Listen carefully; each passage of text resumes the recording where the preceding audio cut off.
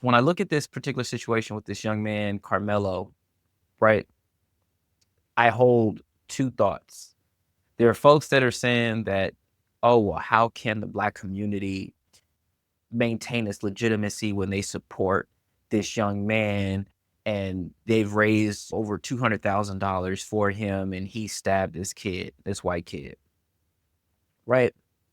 I used to work with kids who had gun cases, got into fights, had murders. I remember I represented a young man who was facing murder. Our young people are in crisis right now. You know, at one point in time in my life, I would have been considered a bleeding heart, meaning that anytime there was something involving Black folks, I was immediately running to the defense of Black folks.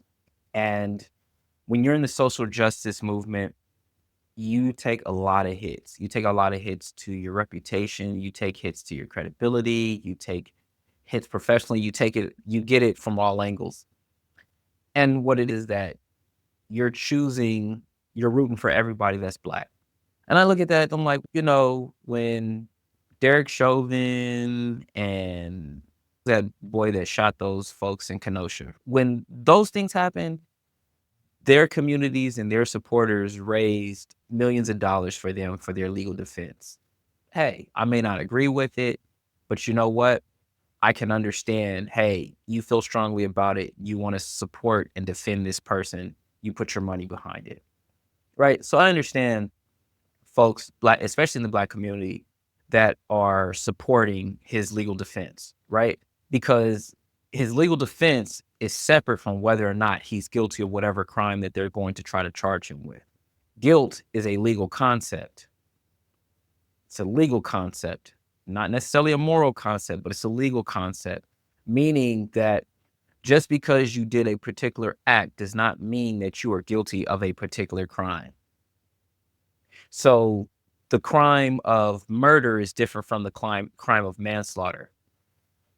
Murder requires intent, it requires premeditation, it requires some egregious act in the furtherance of it, right? Whereas manslaughter, somebody could be killed, and you could be the person responsible for killing them, but there was no premeditation, there was no extra egregious act, right? And with this young man stabbing this other young man, these teenage boys being in this altercation, it's unfortunate that this young man, that his life is changing in this way. And it is a tragedy that the teenager that he stabbed lost his life. It shows to me that what happens when boys do not utilize resources that should be available to them. The resources of conflict resolution, the resources of talking to the teachers, the resources that should be available to them, because I don't know if those resources were particularly available to them, whether or not people took all that into account, but it shows what happens when boys make foolish and rash decisions.